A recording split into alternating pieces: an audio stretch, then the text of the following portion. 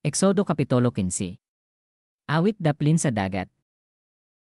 Unya si Moises og ang mga Israelita nag-awit ni ining mosunod pahinungod sa Ginoo. Awitan ko ang Ginoo tungod sa mahimayaon niyang kadaogan, gipanglimbuad niya sa dagat ang mga kabayo og ang mga nagkabayo niini. Ang Ginoo mao ang lig-on kong tigpanalipod, siya maoy nagluwas kanako. Siya ang akong Dios og daygon ko siya, ang Dios sa akong katigulangan, ug mag-awit ako mahitungod sa iyang pagkagamhanan, manggugubat ang Ginoo, Yahweh ang iyang ngalan. Gipanglimbuad niya ngadto sa dagat ang mga karwahi ug mga sundalo sa hari sa Ehipto, ug nangalumos sa dagat nga pula ang labing maayo niyang mga opisyal, natabonan sila sa lalom nga dagat.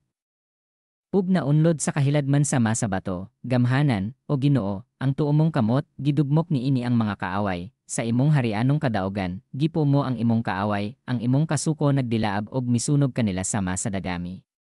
Mihuyop ka ug napundok ang tubig, ug mibarog kini nga tulid sama sa paril, nabantok ang kinahiladman sa dagat. Miingon ang kaaway, bukdon ko sila og dakpon, bahin-bahinon ko ang ilang kabtangan ug kuhaon ko ang tanan kong higustuhan. Laniton ko ang akong espada ug kuhaon ko ang tanan nga anaa kanila. Apan sa usa mo kapag huyop gitabonan sila sa dagat, naunlod sila sama sa tinggangadto sa kahiladman sa tubig. Ginoo, kinsa sa mga Dios ang sama kanimo? Kinsay sama kanimo nga kahibulongan ug balaan? Kinsay sama kanimo nga nagbuhat og mga milagro ug gikahadlokan tungod sa imong gamhanang mga buhat? Giisa mo ang tuomong kamot ug gilamoy sa yuta ang among kaaway. Tungod sa imong makanunayong gugma, gidala mo ang mga tawo nga imong giluwas, pinaagi sa kusob mo, gitultolan mo sila sa balaan mong puloy-anan, nakabati ang kanasoran ug mikurog sila sa kahadlok, ang mga Filistihanon nangalisang. Ang mga kadagkuan sa Edomea nangalisang, ang gamhanang mga tawo sa Moab nangurog, mitalaw ang tanang nagpuyo sa Kanaan. Naghari kanila ang kahadlok ug kalisang, tungod sa imong pagkagamhanan, wala sila'y timik nga nagbarog sama sa usa ka bato. Hangtod milabay ang katawan mo, Ginoo, hangtod milabay ang imong kaugalingong katawhan, nga imong gipagawas gikan sa kaulipnan, dadon mo sila, Ginoo, ug ipahimutang sa imong bukid, ang dapit nga gihimo mong puloy-anan, ang templo nga ikaw mismo ang nagbuhat, ang Ginoo maghari hangtod sa kahangtoran.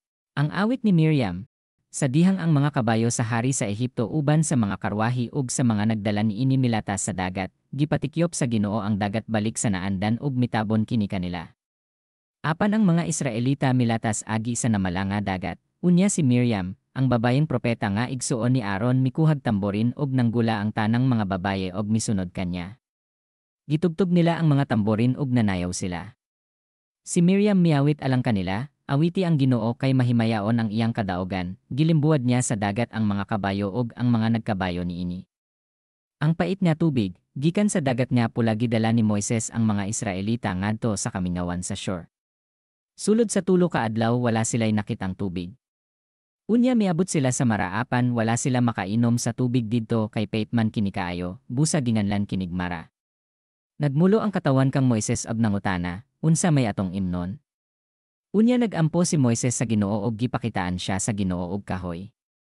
Giitsa ni Moises ang kahoy ngadto sa tubig ug nawala ang kapait sa tubig. Didto gihatagan sila sa Ginoo og kasugoan ug didto gisulayan, usab niya sila, miingon siya, kon maminaw gayod kamo kanako, ang Ginoo nga inyong Dios og buhaton ninyo ang giisip ko nga matarong ug magtamod kamo sa akong mga sugo ug magtuman sa tanan kong ipabuhat kaninyo. Dili ko kamo kastigohon sa bisan unsang sakit nga akong gipahamtang sa mga Ehiptohanon. Ako, ang Ginoo, maoy nag-ayo kaninyo. Unya miabot sila sa Elim diin may 12 ka tubod og 70 ka kahoyng palmera. Nagkampo sila didto daplin sa tubig.